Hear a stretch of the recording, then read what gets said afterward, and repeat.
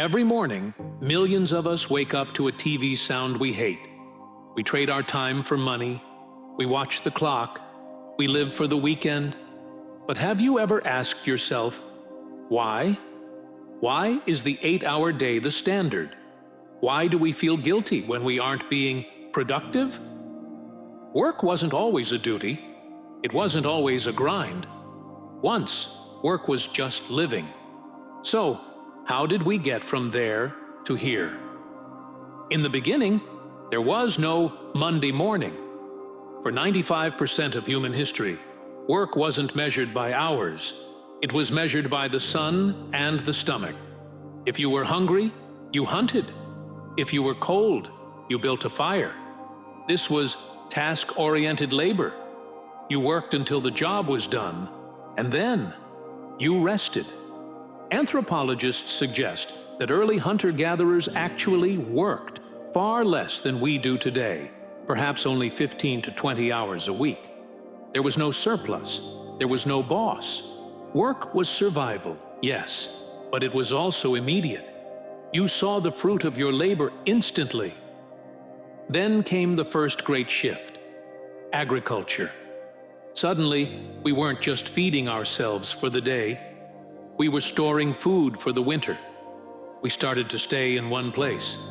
And with stability came specialization. You became the baker. I became the shoemaker. This is where duty was born.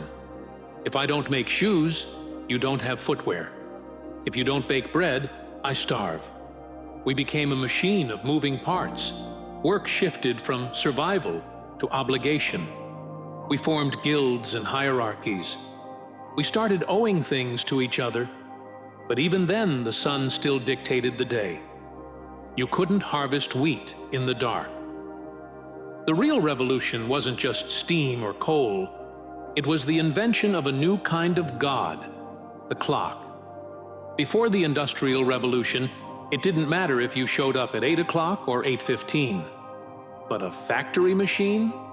It costs money every second it isn't running.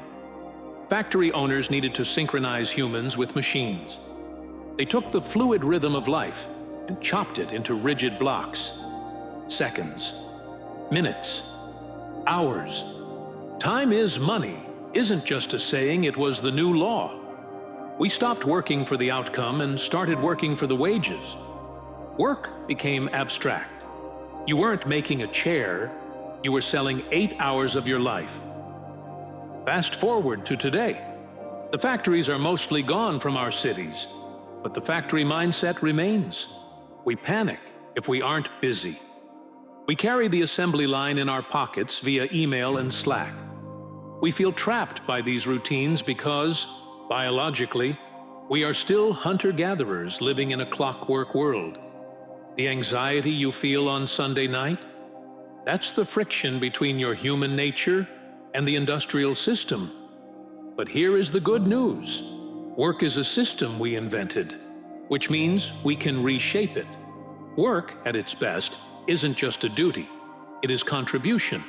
It is creativity. It is cooperation. When we understand why the system works this way, we stop blaming ourselves for feeling tired. We realize that the structure of work is just a story we've been telling for 300 years.